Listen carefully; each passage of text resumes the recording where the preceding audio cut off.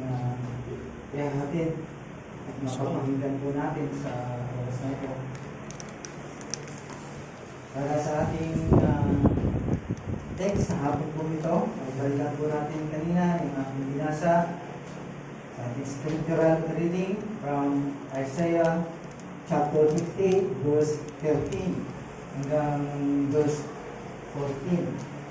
Na kung saan magiging pamagat ng ating sermon ay isang panawagan para sa kagalakan.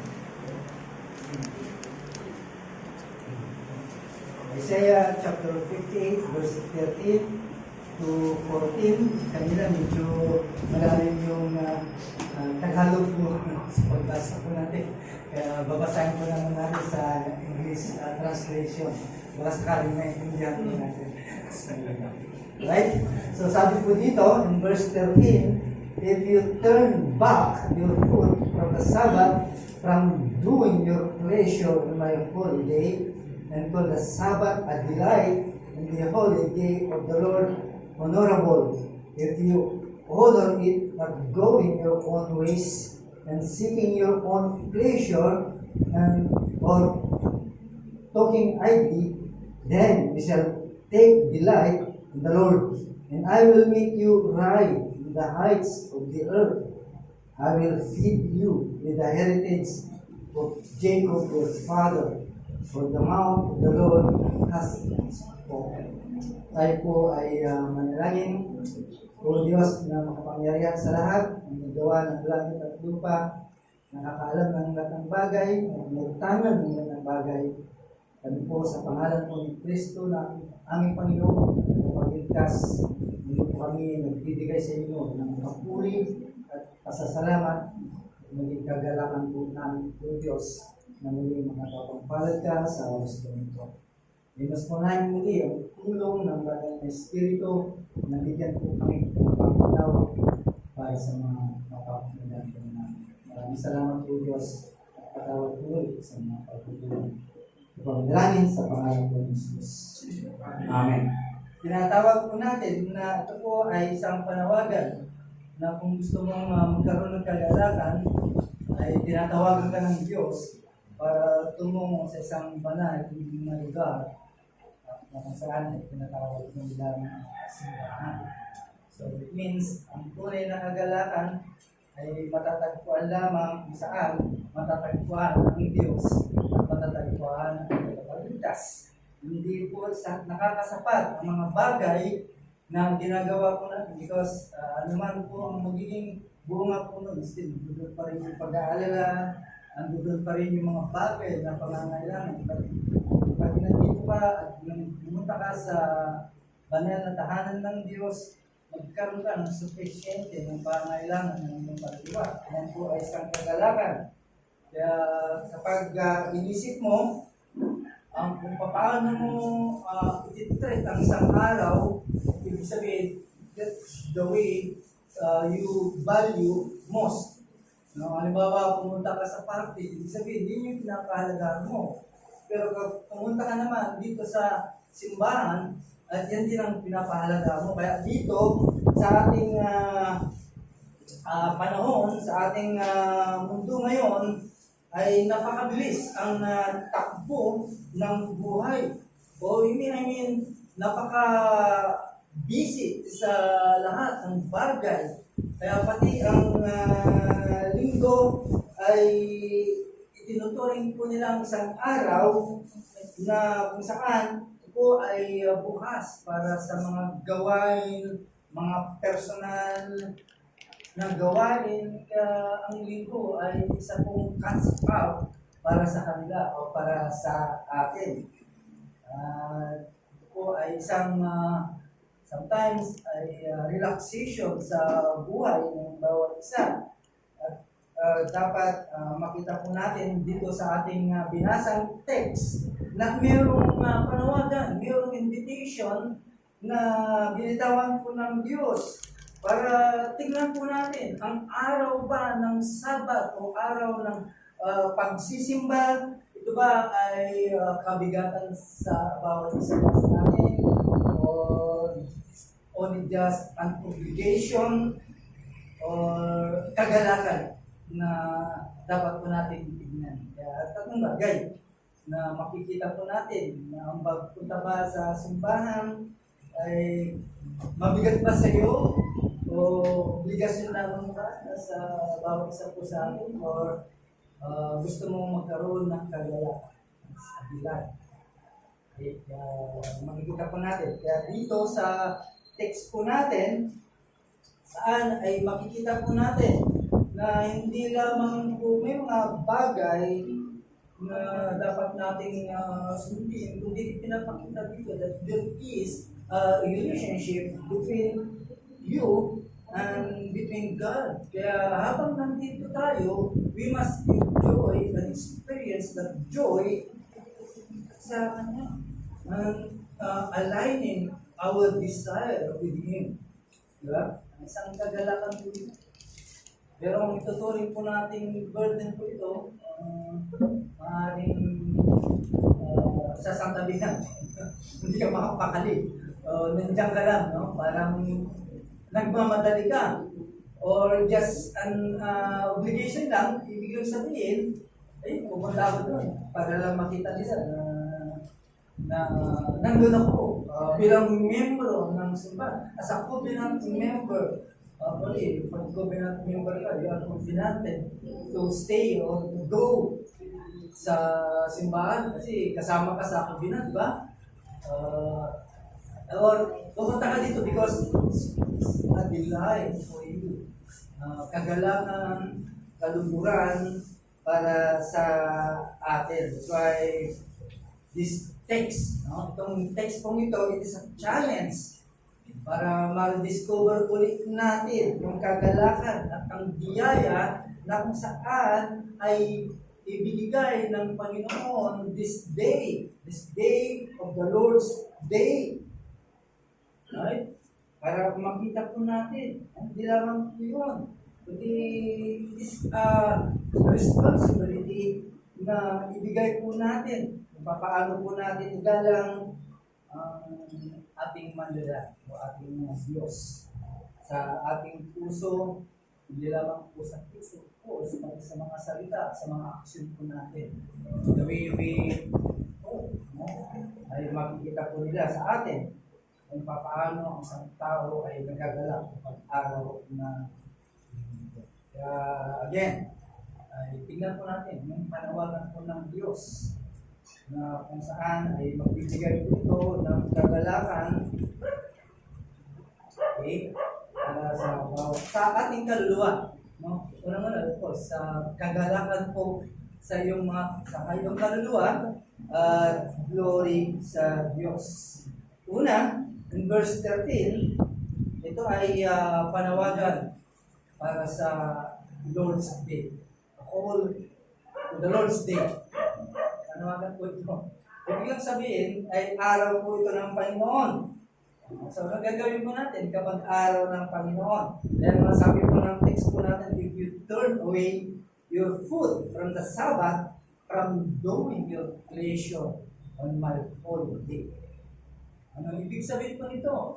Turning means away from self-centered activity.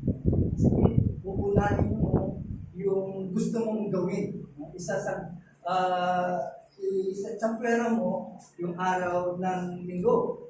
Kaya si Isaiah ay talagang inumpisahan niya ng isang utos. Ito sa punan, turn away from doing your own pleasure on the Sabbath. Okay? Araw ng linggo.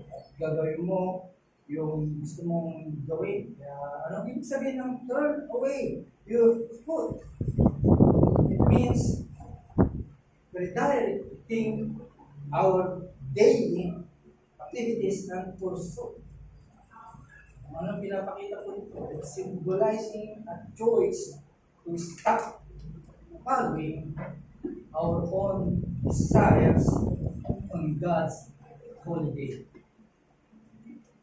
Ibig sabihin, ay tumigil po tayo yung araw po yun, saan araw po ng ating Panginoon, at sinunod po natin yung mga bagay na gusto po natin pursue o yung mga aktibidades na gusto po nating gawin. Right? Ibig lang sabihin ay tumalpod ka, pumunta ka sa mga bagay na gusto mo.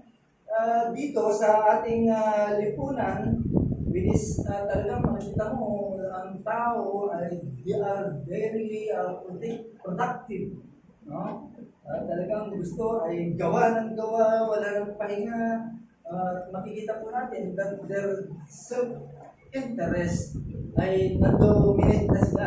Ibig lang sabihin na agaw na yung araw na saan ay para sa ating Panginoon. So, ibig lang sabihin, itong ating text na binasa ay isang paalala po ito to cease striving for personal gain on the Lord's day. Mamaya makikita po natin ito yung magiging biyaya ng pagsunod sa kumain ng ito. Kaya, tandaan po natin, tanungin po natin ang ating mga sarili, ang linggo ba, yan ba, extension ng yung pang-araw-araw na paulit-ulit na ginagawa mo.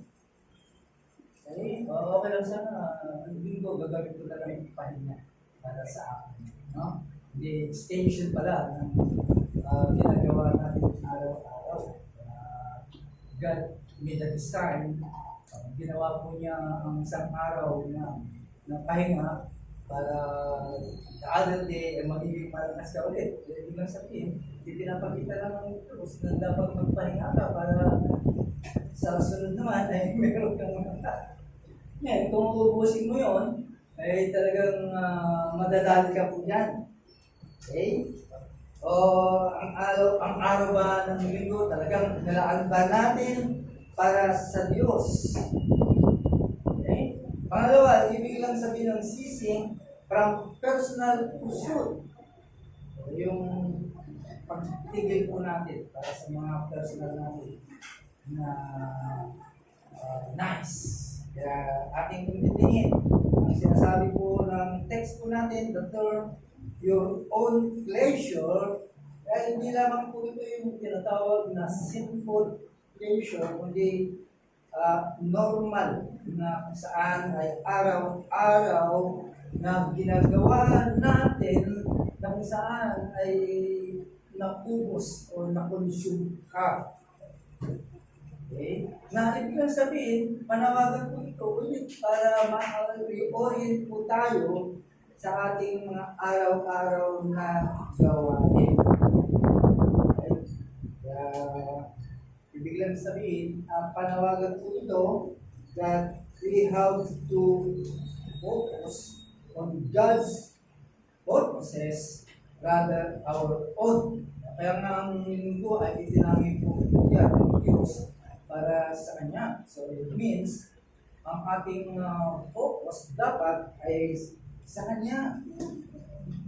Sa araw na ito. Dito, makikita po natin doon sa Nehemiah chapter 13, verse 15 to 22, ito ay isang example na kung saan ang mga Israelite ay na review po sila because they are violating the Sabbath day by changing trading. Pinagalitan sila. Right? Sinaway po sila dahil pinagpalit po nila. Instead na nandun ka kasi sa kanila talagang if you remember Saudi Arabia, pag Friday, sarado po yan. Talagang pumunta ka sa kanilang sinagog para sumamba. Pag nagbukas ka ng mga business, uhuli ka yun, hindi papadakil. Merong demand. Kaya makukulo ka, individual. At kaya ganun po nila pinapahalagahan ang araw ng Sabat. Why? Kasi mahalaga po ito sa kanila. Hindi lamang po sila po ay tatanggap ng biyaya at sa kanila bilang mga taong nilalang ng Diyos ay dapat lang silang magsulit sa kabutihan ng Diyos sa kanilang buhay. Dito lang sa ating panahon, bagamat hindi binibigyan ng importansya. So, it is a burden to us bilang mga trabahador na kung saan ang puso po natin ay nagiging ng peace. Dahil araw ng linggo, pero pinakapasok po tayo, right? Kaya burden para sa mga manggagawa po natin. Pero there comes a time, talagang ipagpapalit mo rin kasi hindi mo kayang posisyonin. No? Yung iba, di ba lang tanggalin mo na. Right? Huwag lang na-miss yung o mapalitan yung araw ng aking pagdiling, araw ng aking pagsisipan. While I know that God will supply all my needs. Kaya kung ikaw talagang talaga itiwala mo sa Diyos, you can exchange. O pwede mo ibigay yung mga bagay na yun. Never mind. Diba? Sa'yo na yan. Kahit ano pa yan, sa'yo na yan. Basta ang araw ng linggo para sa akin. Why? Because it will satisfy my soul. No? Kung yun ang conviction mo. Pero kung hindi, ay talagang lulod ka sa mga pinapasukan. So ay Christian, ito po ay panawagan that we need to guard. Guardian po natin against the creeping on God's day. Magkaroon po tayo ng awareness na ang araw ng mundo ay ever, talagang pagpapalit mo. Kaya lang, sa ating mga panahon yan.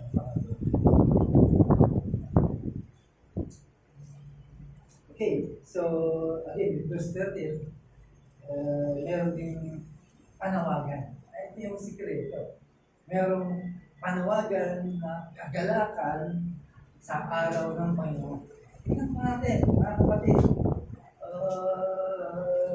Tayo bilang po ay mahigpit po tayo dyan. Because you are a covenanted member na ibig sabihin yung blood compact. No? Hindi pwede na wala ka. And titignan po natin kung sabihin ko nila. Masyado lang tayo na. Pero by grace, still by grace, talagang naghihinagpis din po tayo. No? Mga Kristiyano ay nawawala sa loob ng simbahan.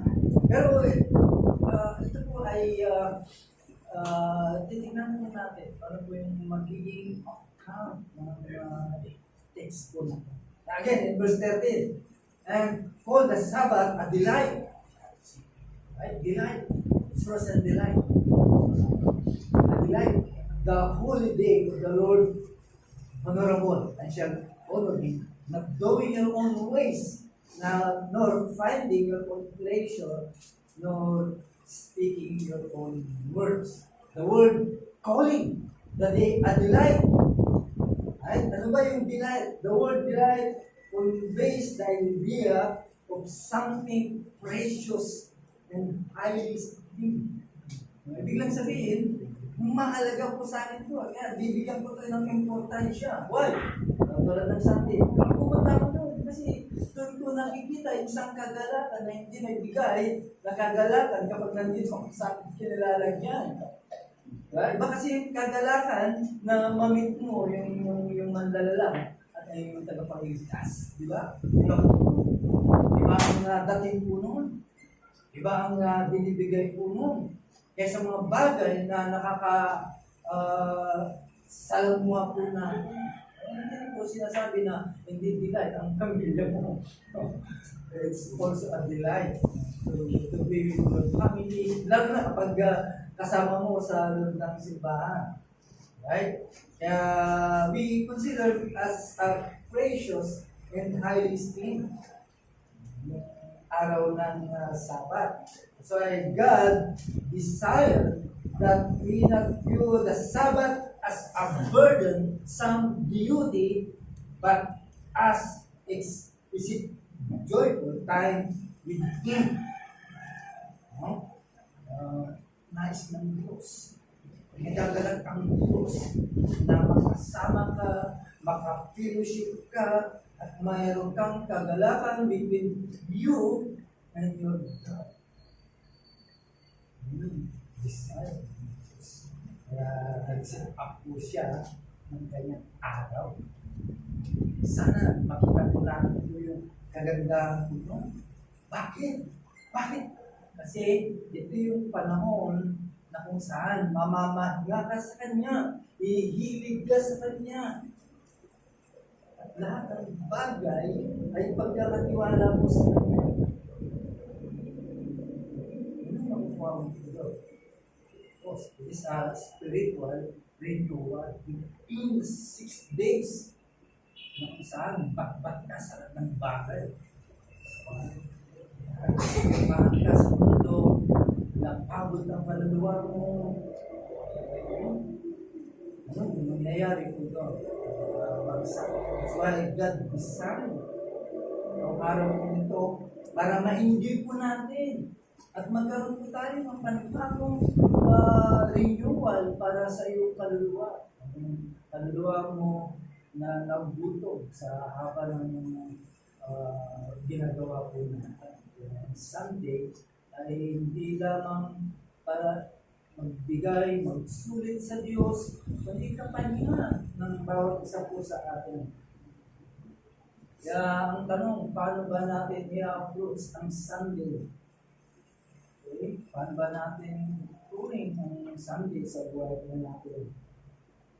Pero para sa akin o para sa inyo, bilang mga Kristiyano, ay ito ay araw ng kagalakan. Ito yung araw ng kagalakan. Hindi lamang po yun, because para sa ating Diyos, pagbigay ng paggalang, pagpuri po sa Kanya. At pagbigay po tayo ng reverence, again, and joy. Another word is setting. Setting. Sabi ko doon, the day apart. Biglang sabihin, ng araw ng linggo ay isasabihin ko yun para sa Kanya. Sabihin, we are to treat this day as honorable. Setting aside our own ways, pleasures, and words. Hindi naman po dito nakasalalay yung tinatawag na kapahinga ng ating pagkakatawan. Kapahinga din po ito mga kapatid ng iyong isipan, your mental and emotional. Bakit? Kasi you are going to focus yung isipan mo na needs of God. Palagi po tayo nananalangin because we want to focus our mind. Kaya pag nakapokus po tayo ito, ano nangyayari? Nare-refresh po tayo. Nagbibigay po sa atin na papahinga sa mga paglalaro natin pag-iisip ko. Ayun yung kagandahan po naman. Okay? Kung saan ito po ay araw to engage with His Word, fellowship with other believers, and again, reflect on His goodness. Okay? Sama-sama po tayo. Lahat po tayo na nandito po, sisigaw po tayo ng kabutihan po ng Diyos. Okay? Kaya ito po ay makikita po natin na kung saan ang biyaya ng Diyos. Pangatlo, yung biyaya. Ito na, yung biyaya kung saan malugod mong sinusunod ang araw ng Pagkakas. Sunday, Sabbath, day. Means blessings. Keeping the Sabbath day. In verse 14. Nasabi po doon, then you shall delight yourself in the Lord, and I will push you to ride the high hills of the earth, and feed you with the heritage of Jacob, your father, the mouth of the Lord has spoken. Again, delight in the Lord. Anong ibig sabihin ko ito? Napakalalim. Ang ibig sabihin ko na growing delight in the Lord Himself. It means by honoring His day, we grow in our relationship with Him.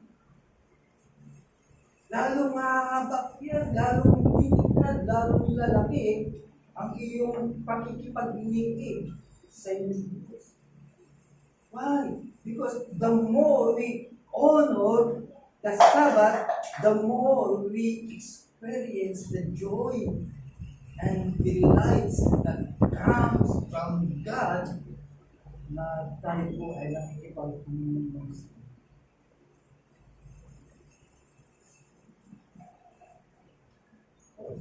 Siguro naman, naranasan natin po yun. Di ba? Ano po, na nagagalak ka the moment na pumupunta ka sa araw ng linggo. Minsan nga, pag araw, wala pang linggo, ginagawa na natin linggo yung pang araw. Gusto natin ma-advance yung linggo. Okay? And of course, delights that comes from the communion of the Lord. Sabihin ko, if you find your relationship with God dry or stagnant, perhaps the way you observe His day needs revaluation. Now, halimbawa, pumunta ka dito, naging stagnant yung pakiramdam mo. O dry, no? Pumunta ka Sunday, parang nang-try mo. Pumunta ka dyan, nakaluklok, nakumukob sa silya mo yan. Ano nangyayari sa'yo? Bakit ganyan? No? Parang wala kang buhay. Ano pa din? It's time to re-evaluate. Magkaroon po tayo ng re-evaluation. Bakit kaya? Ba't kaya hindi ako nalulugod? Hindi ako nagagalak? Na kapag araw ng Sunday, nandito naman ako. Diba? Nandito naman ako. Pero kapag ganoon, dry. Parang stagnant. Parang walang nangyayari. Okay? Pero nasan po natin, we give God His due in the Sabbath. We are blessed or blessed with a deeper intimacy with Him. Hindi naman po yung mga personal natin or masaan ka, it's not enough. Maaaring that time, gusto mong makaliit ang Diyos pero may mga disturbances. May mga gumugulo dito. While pag nandito ka lahat, seryoso. Walang pwedeng mistorbo sa iyo kapag mayroong mistorbo sa iyo. No? Tapigin mo, sampalin mo.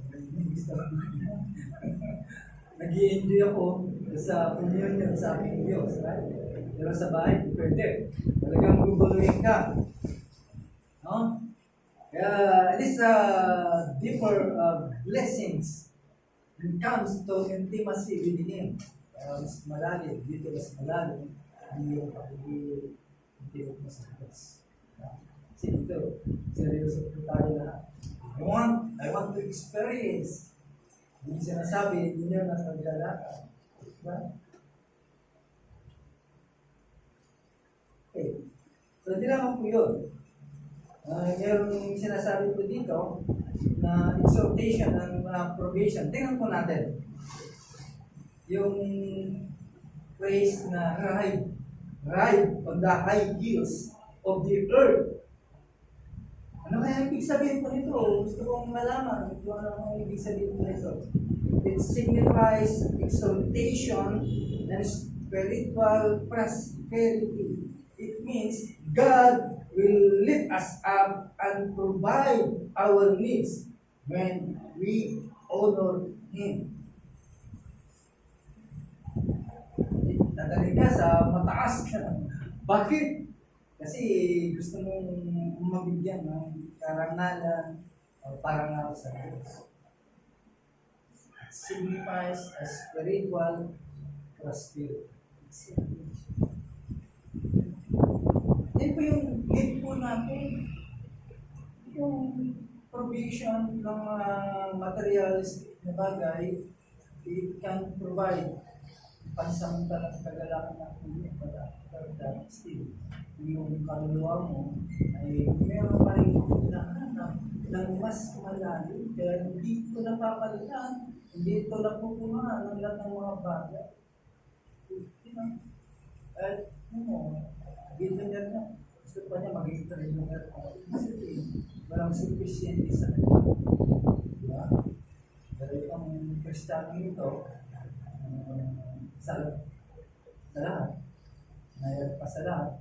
Pero magiging masaya siya sufficient.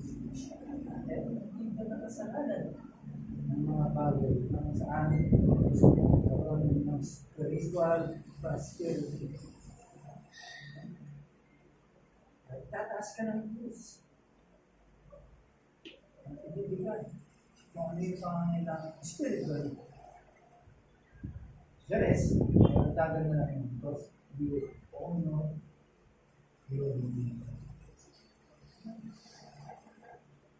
Ano pa? Meron pa isa.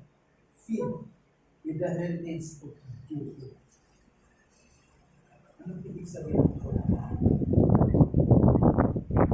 Biglang sabihin, you will enjoy the fullness of God's covenant promises. Meron pa nga po kay Jesus. At kasama po sa there is covenant of grace. Sa biyaya ng Diyos, sa pamamagitan ni Kristo na matay sa krus, yun yung covenant of grace. Na kung saan naligtas po tayo sa biyaya ng Diyos. Ibig lang sabihin, may hindi po natin yung tinangaman magmula kay Jacob down punta po sa atin that is the promise na merong darating at ipanganap na kung saan ay magliligtas sa mga kasalanan ng katulad ko. Ano na happens kung saan every full week ay sineselebrate ng mga tao. Kaya hindi nila makuha yung tamang sufficient. Dahil hanggang doon lang kasi. Hanggang lang ang pagkakilala. But for you, o sinman, ikaw na nandito ngayon, masabi ko sa iyo na ang tanging paraan, pag-asa mo ay si Kristo bilang iyong tagapagligtas. Wala nang sapat na magliligtas sa iyo, kundi ang ating Panginoon. Ang kanyang kamatayan sa God's covenant promises. Kaya nga sabi ng Panginoon, seek first the kingdom of God and His righteousness. All these things are be added. Tandaan po natin, when we honor God, He takes care of our needs. May pangalan po yun. Sandali. Kailangan din namin, kailangan magtrabaho ng ligo. Kailangan po namin. Dahil, pero kung talagang titignan mo, maigi, at magtitiwala ng maigi sa inyong Diyos, we will take care of that. Hindi ka bibiguin ng Diyos. Kaya nga sometimes, the way God naging surprise ko sa akin, kaya nagulat ka naman. Pero sa atin, normal lang po yun kasi ginawa mo, kabayaran mo ng pagpili mo doon sa gagawin mo. So, kapag pagkakatiwala mo sa Diyos, there is a surprise way na gagawin mo ng Diyos. That's the reason kung bakit na ginagawa ko yun. Bilang patunay, yung pagtitiwala mo sa Kanya, bibigyan mo ng Diyos. The reason is to give the honor. Yun ang gusto ko ng ating Panginoon. Okay? And there is a a divine promise. Mayroong pangako, may banal na pangako. Okay? Itong text na binasa po natin, there is a powerful affirmation. Sa huli, sinabi niya, this is the mouth of the Lord. Sa niya, ibig lang sabihin, pangako ito ng Diyos. Di ba, pag minsan, ang tao nangako sa atin, hanggang sa hindi nangyayari, hanggang panghawakan natin po yun. At na nagtitiwala po tayo doon dahil sa mga pangako yun. Pero ang Diyos, siyang nangako, maniniwala ka na siyang lumikha ng lahat ng bagay, yung hininga mo na pinahiram sa'yo, alam mo, pinahiram lang sa'yo yan, at naniniwala ka, pwede nang pag-ibig. Ngayon, ang galing sa kanya, ang mga bagay na ito, believe it, hindi mo paniniwalaan, ibang things.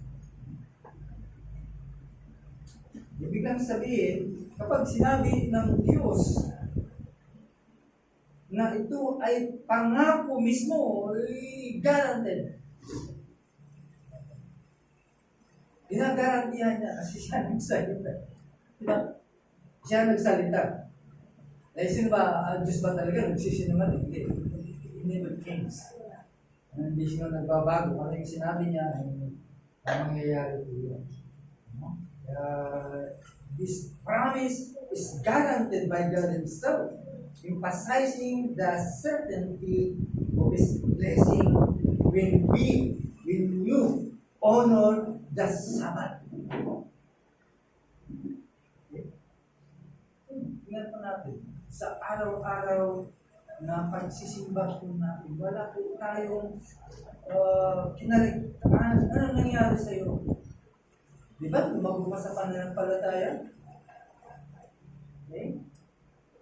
Na natutunan mo ang karakter ng Diyos, natutunan mo ang kanyang kapangyarihan, at nagbigay po sa iyo sa blessing po niyo dahil nagtiwala ka sa Diyos na siyang na paano po natin i-apply sa ating buhay? This is a practical application. Una, of course, prioritize. Unahin lang natin. Diyos, sabi na lang ang salita.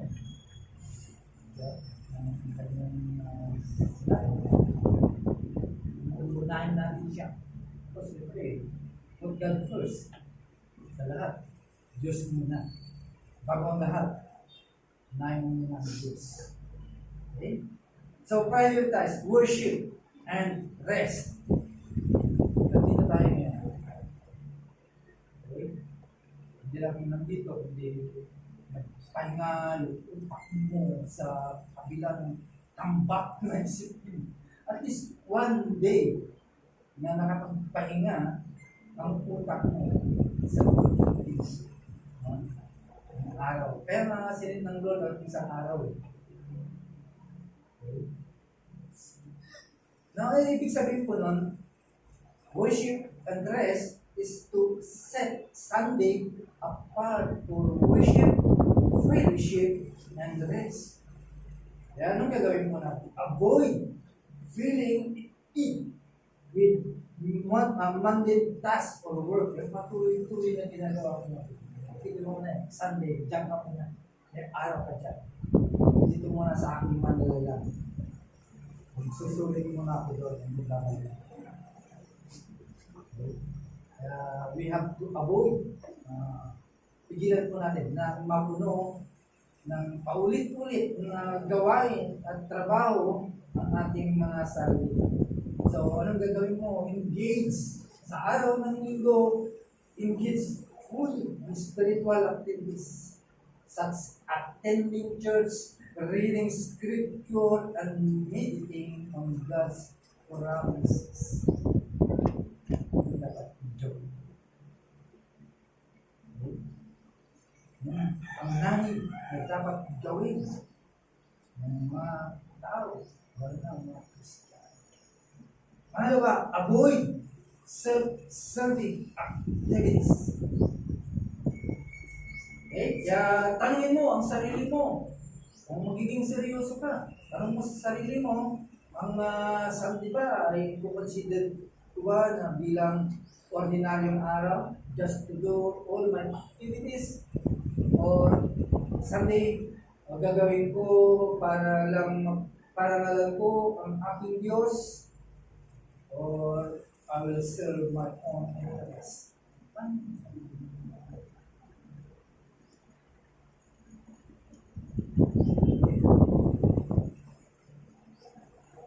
Ano po natin bilang mga Kristiyano itinuring ng bansa?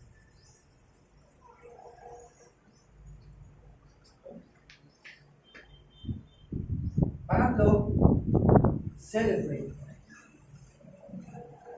Kung tayo ay natutuwa, no? Para sa araw ng linggo, hindi lang para ito sa ito ay turing po natin the Sabbath as a family. Imagine, no? Saan ka mga kuwan, yung mga magiging kasama mo kung saan ng simbahan, na iyan, ang taong iyan, nakakasama mo, hindi ka niya pwedeng dayain, hindi ka niya pwedeng lamangan, hindi ka niya pwedeng nakawan, hindi ka niya pwedeng ipahamak. Which, nandun lahat sa labas, pero hindi. Okay? Ang sarili siya sa pangailangan, wants to satisfy. Tinuturoan ka, inaalalayan ka, na lumako ka sa iyong kaalaman sa Diyan. Again, para sa atin, we have to encourage everyone to treat the Sunday as a joyful and a holy day. Paano natin maiwasan ngayon yung mga bagay, which mahalaga talaga. Talagang pagpapalit. Kailangan tayo. Pero tandaan po natin, ang magiging pakinabang kapag ito ay pinili mo, hanggang builds your faith and relationship to one, especially sa ating Diyos. Kaya huwag natin turing na ang Sunday is a busy day para sa ating Diyos. Talagang magiging busy ka all the time. No? And number 4, embrace the Sabbath as a blessing. No? Pagpapala ito sa iyo. Okay? Kaya tingnan po natin. We have to see the Sabbath not as a legalistic requirement. Isipin natin, bilang mga Kristiyano, ay requirement po ito, legal ito, kaya pumunta ako. Napipilitan na, siyempre, gusto mong masunod dahil pinag-uutos at naging legalistic requirement po ito, ay mabibigat. Pero kung itutuloy mo ito na gift from God, kakaroon mo ay hamon ko sa inyo, rest in Him, find delight in His presence.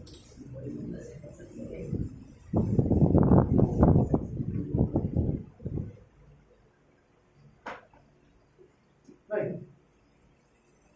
Kaya tandaan po natin, He promises to those who honor His day, hindi lamang spiritual blessings. Of course, dagdag na yun yung material, di ba? Pero may naman po tayo, ilan po tayo, umaasa po tayo ng biyaya ng Diyos. Kaya yung kaligtasan po natin, hindi na po biyaya ng Diyos. Wala yung biyaya na binigyan ng Masaya sa kawalan ng Panglima, Christ fulfilled the Sabbath rest. Tandaan po natin, yung Sabbath, o yung saan kasi Sabbath? Araw. Sa atin ngayon, Lord's Day na. The Sabbath was originally given to remind God's people of His rest after creation. Sinabi po ng Genesis chapter 2, verse 2 hanggang verse 3. No? And to provide them with physical and spiritual refreshment. In Christ, sa ating panahon, doon sa kanila ay meron talagang pangako. Pahinga po natin. At provision po yun sa kanilang spiritual. Kita po natin yung biyaya ng mga Sabbath during the time.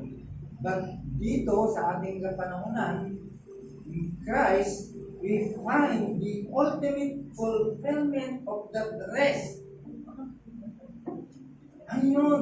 Of course, ang Panginoon ay nag-aalok siya ng kapahingahan sa atin sa bigat ng kasalanan na dala-dala natin. Alok po siya para sa bigat ng kasalanan. Hindi naman yun. Nag-alok din siya ng kaligtasan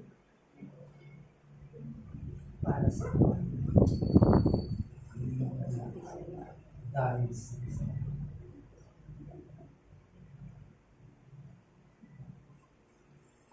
walang kakailan. Wala si Kristo. Si Kristo lang ang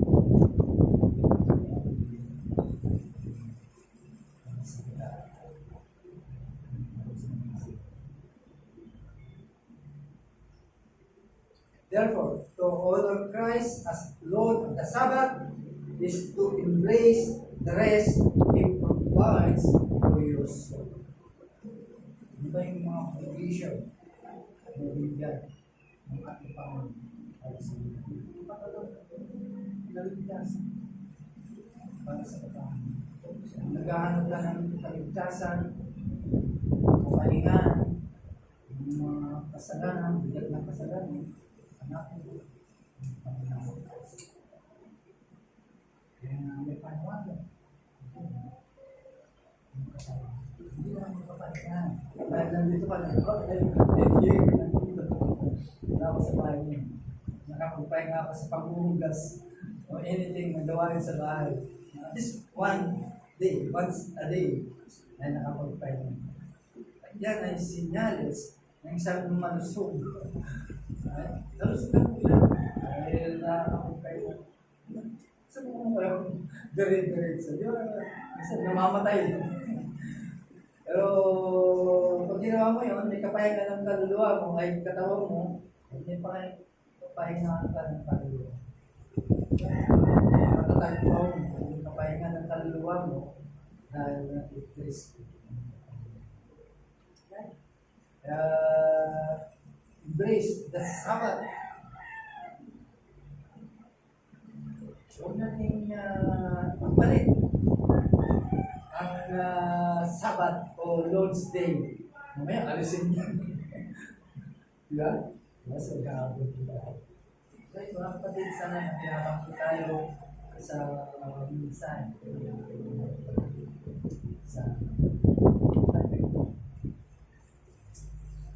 Salamat po Diyos sa kapahayagan ng mensahe sa klase ito. Sa malaking pakinabang sa bawat isa po sa amin, mananampalataya mang hindi, nakinabang po kami sa kanya. Bigyan po sa amin ng kagalakan bilang mga mananampalataya, bilang hindi o Diyos, nabuksan po sa amin that there is salvation kung saan God provides it through His Son, Jesus Christ. Sana makita po. Sana Lord, evaluate mo mas nakakapakinig. Dahil mahalaga po ito, Diyos. Dahil dito nakasalalay ang aming eternal na hinahanap. Dahil pag wala si Kristo, maaaring eternal damnation. Yayakapin po naman namin si Kristo, ang kanyang ginawa, lahat ng kanyang ginawang sakripisyo. There is eternal life, presence. Nasa akin po Diyos, sa kanila.